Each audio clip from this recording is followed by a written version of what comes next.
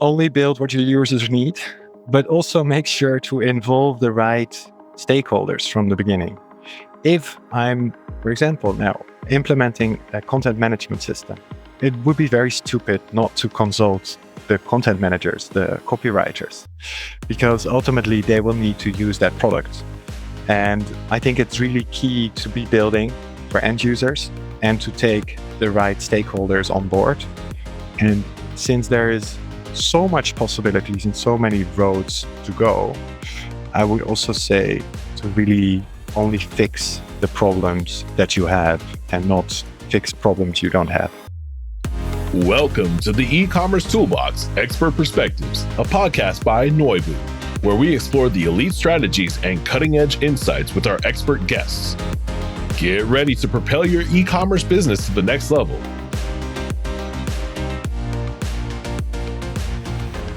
Welcome to another episode of the E-Commerce Toolbox Experts Perspective. Joining us today, we have Jesse Hanse.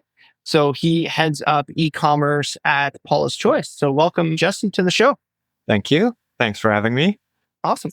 So ahead of the show, I was taking a look. You have quite a diverse background. You worked in wine. You worked in a couple different spaces before landing at Paula's Choice. So maybe talk to us a bit about your career journey and how you ended up in your role. Actually, I didn't even start with wine. I'm a trained dancer, so I worked as a professional dancer for quite some time with different theaters and various productions and musicals, operas, whatever. And while I was working there, I actually started a startup for myself where I wanted to sell art from young artists.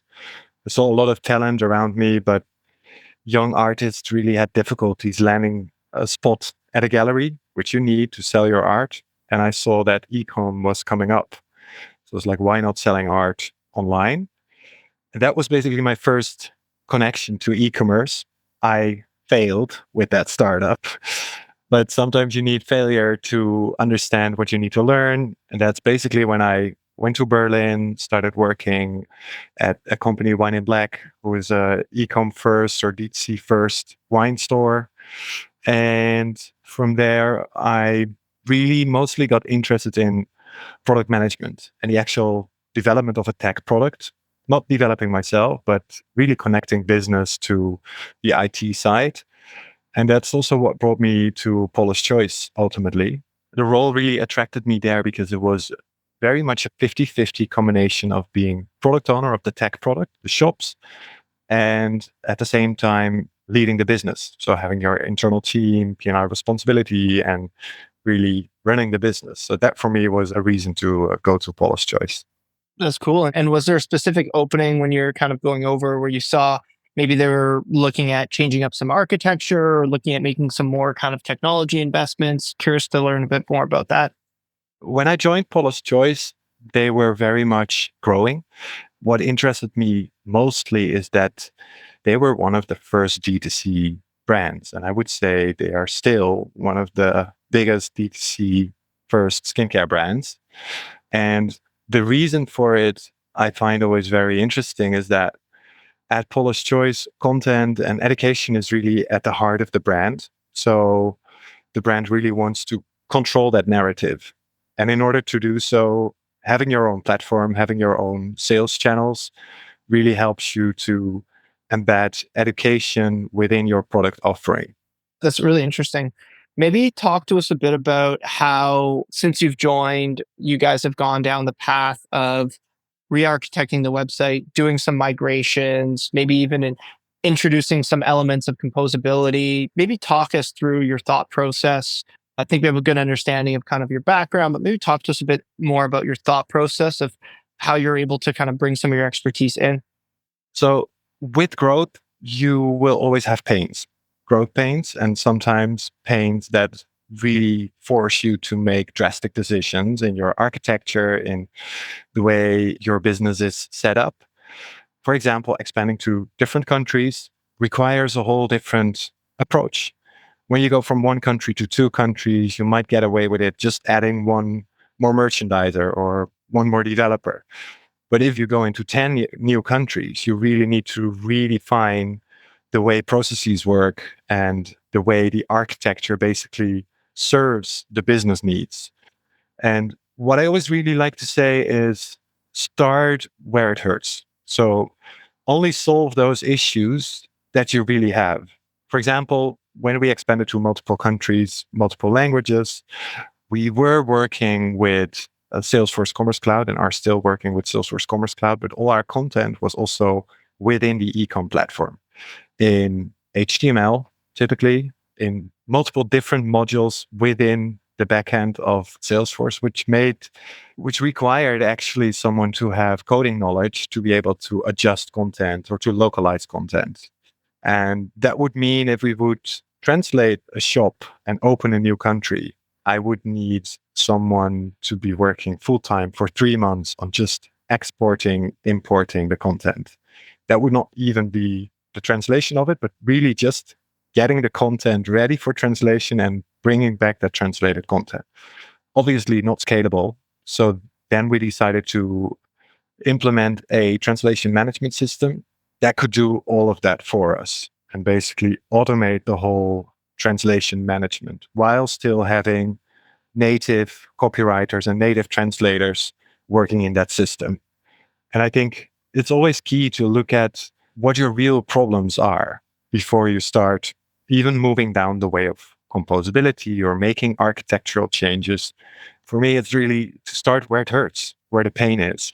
Makes sense. And I definitely hear the founder in you, because that's kind of one of the earliest things that you learn in trying to start a business is like go and find the hairiest, scariest, biggest problem and then try and build to fix it. And it sounds like that's what you've done within the businesses that you're part of. So that's really cool to hear. Maybe talk to us a bit about how do you like, do you have a methodology for figuring out what the biggest problem is? Like, do you chase the KPIs? Do you listen to your customers? And then how do you stack rank and actually start to kind of pick which problem you try and solve and when? So, of course, KPIs, user tests, really just listen to your user. Always realize that you're not solving a problem for the business. Ultimately, you are solving a problem for your end users. They should always be at the center of what you do. What really helps me to identify pain points, because you also don't want to wait until, I don't know, you have 2 broken arms and 2 broken legs, then it hurts, but you can also not do anything about it anymore. I like to go through the exercise for myself every now and then to amplify signs or potential issues. And as a metaphor, there is this artist, Oliver Eliasson, artist from Iceland, and he was looking at the glaciers melting down. But if you stand in front of a glacier and see it melt down, you don't see it melt down. You don't see the change. So what he did, he took pictures from those glaciers and took these pictures from the exact same spots 20 years later. And basically, by visually amplifying the melting glaciers, you could see the actual change. And every now and then, I try to basically be very pessimistic. When I see an issue occur, then I really want to go down that pessimistic road and think like, okay, but if this is the issue now, in 5 years' time, our software architecture is outdated or this or that platform isn't relevant anymore. So I think it's a combination of looking back, which KPIs are always looking back, and amplifying the issues that you already have at hand. That's really interesting. And you mentioned composability earlier. How do you look at architecture, composability to be able to solve problems that are maybe regionally more present for businesses that do a lot of European business, where there's a lot of different countries, a lot of different geos, a lot of different shipping methods, and kind of a pretty dense area? Yeah, maybe talk to us a bit about how you look at that. I think it's where Polish Choice is a global business. I'm responsible for the EMEA region, which, as you say, has a lot of different currencies, different languages, and also just different users within those countries, different needs. So you always try to find a balance between streamlining, globalizing, making sure there's one tech stack for everybody to use, but still weave in as much flexibility for the regions to run the business that they see fit for their market. And composability does help with this. For example, recently we have opened a new store in South Africa, which is our first entrance into the African market. But our payment service provider that we use for the rest of Europe is not active in Africa. So we did need a new payment service provider. And with composability, it's relatively easy to say, okay, well, we'll take out the plug from the one payment service provider and we plug in a new payment service provider. So it allows for flexibility on a regional level rather than having a very fixed tech stack that needs to fit all the markets. I like that. What are some of the tactical benefits that you've seen by adopting this strategy and architecture? Is there an example that kind of comes to mind? I think the example for a payment service provider is a good example. But also, for example, well, within Paula's Choice, I would say content is at the heart of the brand. Paula Begun, the founder of Paula's Choice, really actually started out as a writer, as a journalist. She wrote books. She was on the opera show known as the Cosmetic Cop before she started selling products. So content is really very important to the brand and also is the reason to exist, or it's such a part of the brand that you cannot do without.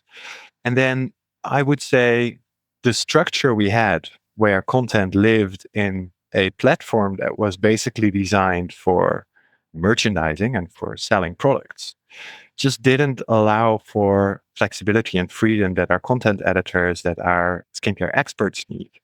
So that was hurting. So we took out content and brought it to a content management system that is designed just to manage content.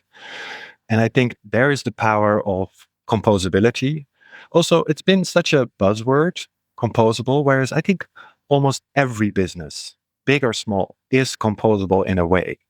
Because you either have a separate ERP or a payment service provider, and that already means you are connecting multiple applications together, run one process, make sure an order gets shipped or whatever. And it's always a search to see how granular do you want to go. And I would also say it's not bad to have a monolith. Monoliths can be very good at performing a task. But if you feel that it's limiting you, that it takes away flexibility, then it might be time to split off certain functions, certain modules, and have specialized third parties that do just that function.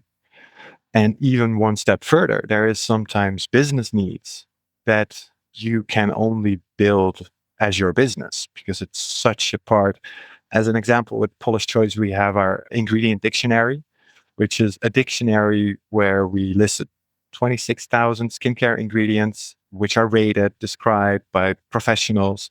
And on top of that dictionary, we build ingredient checker, which what the vision was, we wanted people to take us to the cosmetic counter, take whatever skincare product, take a picture of the ingredient list, and it would scan it out and basically tell you, is it a good or a bad product? Or at least are the ingredients within that product good, bad? What do they do for your skin? That is such specific need and knowledge. You won't find any third party that offers that as a product. So we decided to build that ourselves as a microservice. And I think any healthy e-commerce ecosystem or architecture consists of monoliths, microservices, and sometimes cater third parties that are just doing one function very good. I think it makes sense. And I think you said it earlier on, and aligning all of this back to KPIs to drive the business forward, increase market share, open up more markets. Maybe talk to us a bit about some of your tactical initiatives for this year. Assuming you have all your architecture set up, how are you looking as a P&L owner at this year, and what are some of the bets that are being placed? I think the bets that are placed are still very much around content. We're in the middle of our migration where we are still pulling out content. Also want to add more channels to the content management system. But I would say what I find really interesting and a way the brand looks at the business is education first, product second. Because there's so much misinformation about skincare on the internet. It's really quite a complex product to sell in the end. You cannot really try it. You don't know how your skin reacts on it. And you do need basic knowledge about your skin and your skin concerns to be able to find the right product. And I really like to take that to the extreme where it's really first educating users, and that product will come because we trust in our products. We know that they can solve certain issues or that they can help you with your skin concerns. So I think that on a longer term is really the vision that is leading. And that also frees up a lot of space to do almost non-commercial products like an ingredient dictionary or an ingredient checker. You cannot take that from the KPIs. The KPIs won't tell you like, hey, you might need to build an extensive dictionary or library, which you need to maintain, which is costly. No, that really has to come from a vision. And I would say in optimizing, there is a role for conversion rate optimization. We have a nice CRO program, which is really looking at the KPIs and seeing through A/B tests, how can we make the product better? But there is also a big need for visionary product ideas or feature ideas. That's great, Jesse. And as we look to wrap up, any parting words of wisdom, something that you wish you knew when you first got started in this industry? Yeah, only build what your users need, but also make sure to involve the right stakeholders from the beginning. If I'm, for example, now implementing a content management system, it would be very stupid not to consult the content managers, the copywriters, because ultimately they will need to use that product. And I think it's really key to be building for end users and to take the right stakeholders on board. And since there is so much possibilities and so many roads to go, I would also say to really only fix the problems that you have and not fix problems you don't have. Love it. Listen to your customers, have conviction on the challenges, and actually don't start building things that you think are cool, but might not drive value to the users. Well, thanks, Jesse. This was a pleasure. And thank you again. Thank you. The E-Commerce Toolbox Expert Perspectives is brought to you by Noibu. To find out more about Noibu and how we can help you debug your e-commerce site and rocket your revenue, visit www.noibu.com. That's Noibu.com. And then make sure to search for the E-Commerce Toolbox Expert Perspectives on Apple Podcasts, Spotify, Google Podcasts, or anywhere else podcasts are found, and click subscribe so you don't miss out on any future episodes. On behalf of the team here at Noibu, thanks for listening.